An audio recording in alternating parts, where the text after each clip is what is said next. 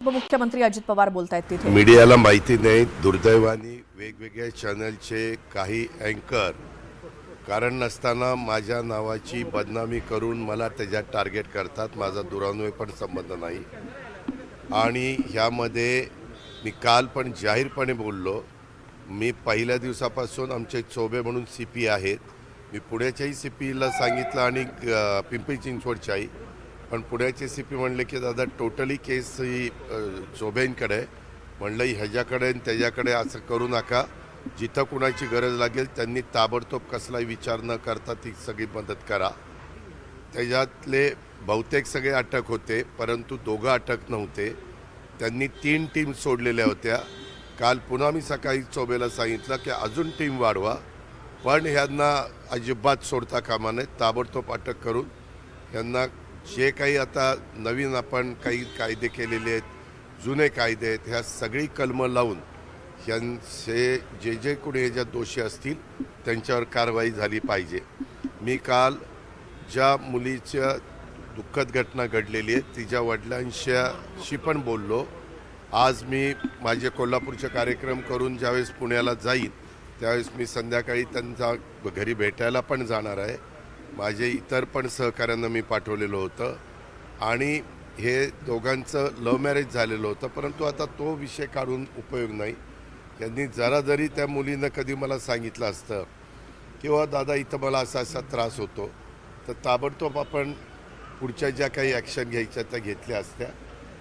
पण जे काही त्यांच्या वडिलांनी त्यांच्या नातेवाईकांनी इच्छा प्रदर्शित केलेली आहे, ह्याच्यात राज्याचे प्रमुख गृहमंत्री या नात्याने मुख्यमंत्र्यांनी लक्ष घातलेलं आहे.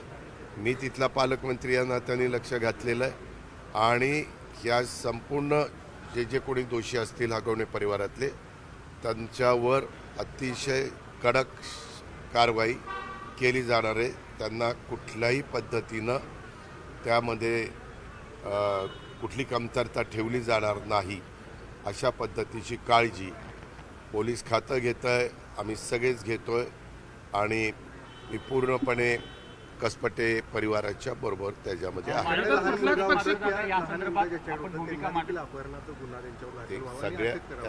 सगळ्या गोष्टी केलेल्या आहेत. 2-3 दिवस तो मुलगा आई नसल्यामुळे रडत होता. काल मात्र तो आजीच्या कुशीमध्ये छानपणे झोपला आणि एकंदरीत मी आज आता काल फोनवर बोललो आहे.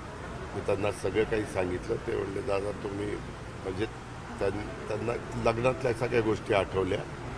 त्यांनी पण मला बोलून दाखवलं तुम्ही तो विषय काढलेला होता.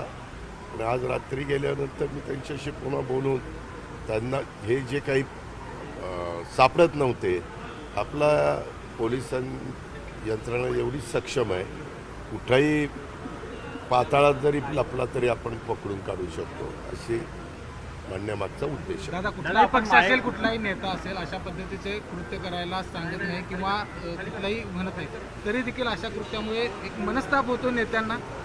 मनस्ताप होतो. तुम्ही काही चॅनलवाले बघा, हे अजित पवारांनी असं, अरे अजित पवारांचा काही संबंध आहे? माझा दुरान्वय पण संबंध नाही आहे.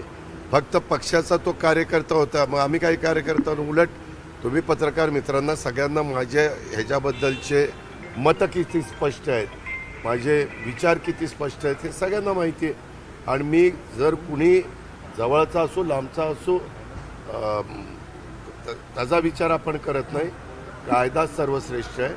प्रत्येकाला सन्मानाने जगण्याचा अधिकार आहे आणि त्याच्यामध्ये अशा प्रकारच्या लग्न झालेल्या ज्या मुली असतात त्यांच्या बाजूने तर अधिक आपण कडक कायदा केले. ही बाब गंभीर आहे, बरोबर आहे. काल तुम्ही म्हटलात की लग्नाला जाणं माझा काही दोष आहे. माळेगावच्या सभेत मात्र आपण जी भूमिका मांडली त्याच्यानंतर तिथं हास्य विनोद रंगला. इतकं गंभीर प्रकरण असताना अशा प्रकारे नाही, एक मिनिट, तुम्हाला साधं कळतं का? मी भाषणात काय बोललो की अँकर लोक आणि मीडियाची लोक मी लग्नाला गेलो म्हणून माझा फोटो दाखवले ना का नाही दाखवले? हां, माझा काही संबंध. मी तुमच्या घरातल्या लग्नाला आलो आणि फोटो काढला आणि काही वेगळं झालं तर त्यात माझा काय दोष आहे?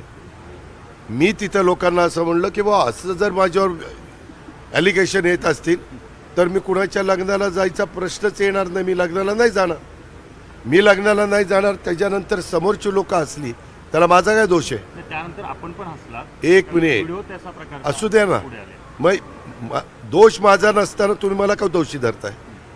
दोष आहे का माझा? ज्यांच्या घरातल्या मुलीचं हे झालंय, कसपटेंच्या वडिलांना विचारलं की अजित पवार कशा विचारायचे आहेत आणि काय, आणि काल ते माझ्याशीच बोलले. तुम्हाला काय आहे, अजित पवारांच्या शिवाय उद्योग नाही आहे. काही माझा कुठलाही संबंध नसताना. मुद्दा असा. एक मिनिट. अनेक हजारो कार्यकर्त्यांच्या लग्नाला तुम्ही उपस्थित राहता, त्याच्याबद्दल कोणाचा आक्षेप नाहीये. अहो, कसपटेंच्या मुलीचं दुःखद घटना घडली, त्याला माझा काय दोष आहे एक मला सांगा ना. तुम्ही अनेक चॅनलवाले, तुमचा पण दाखवतोय काय नाही मला माहीत नाही, पण अनेक चॅनलवाले दाखवतात. माझा काय संबंध आहे?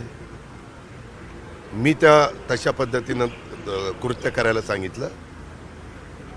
ती जी मंडळी आज पकडलेली आहे ती सगळी तळेगावमध्ये एका हॉटेलमध्ये बिर्याणी खात असताना जे काही असतील, पोलिसांचं फेल्युअर म्हणायचं जात आहे. एक मिनिट. कालच मी पुन्हा सांगितलं, तुम्ही काय करता मीडिया, काल सांगितलेलं होतं की कुठंही असतील तर त्यांना पकडलं जाईल आणि यंत्रणा वाढवली जाईल. आपण काय ते तुमचं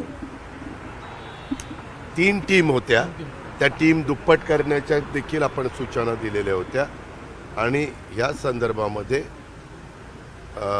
पोलीस रिमांड पण PC पण वाढलेली आहे कोर्टाच्या पुढे हजर केल्यानंतर. आत्तापर्यंत अटक केलेल्यांना सगळ्या गोष्टी.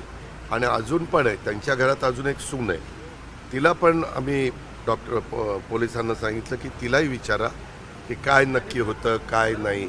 आणि आज मी तर कसपटेंच्या परिवाराला भेटणारच आहे, त्यावेळेस मी त्यांच्याकडनं सगळं म्हणजे फोनवर काही मला डिटेल बोलता आलं नाही, परंतु जरा वेळ देऊन अजून मोकळेपणाने वडील जसं बोलले तसे वडिलांच्या मिसेस, त्यांचे इतर नातेवाईक, कसपटे परिवारातले ते पण मला सांगतील.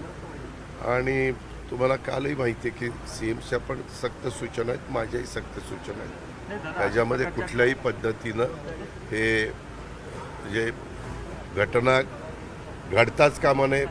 मुलींनी एक केलं पाहिजे. माझं सगळ्या मुलींना आव्हान आहे, ज्या वधू म्हणून कुठल्या फॅमिलीत जातात, की जरा जरी त्यांना डाऊट आला आणि त्यांनी जर तक्रार केली तर ताबडतोब कारवाई त्या ठिकाणी करता येऊ शकते. आणि इथपर्यंतची वेळ तुमच्या माझ्या घरातल्या मुलींच्यावर येणार नाही. माळेगावच्या प्रकरणानंतर आपण पाहिलं